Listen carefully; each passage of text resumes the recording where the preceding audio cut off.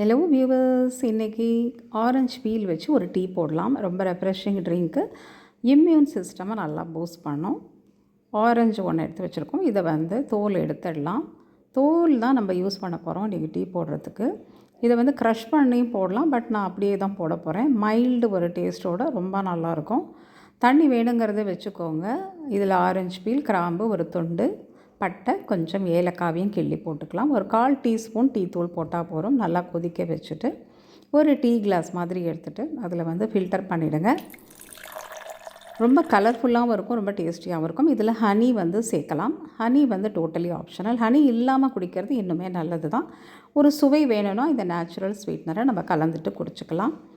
Immune சிஸ்டமை கண்டிப்பாக நல்லா சூப்பராக பூஸ்ட் பண்ணும். இது தவிர டயபெட்டிக் பேஷண்ட்ஸ்க்கும் நல்லது, ஜென்ரலாகவே இன்னர் ஹெல்த்துக்கு நல்லது. கண்டிப்பாக ட்ரை பண்ணி பாருங்கள் ஒரு தடவை. Stay healthy viewers. Thanks for வாட்சிங்.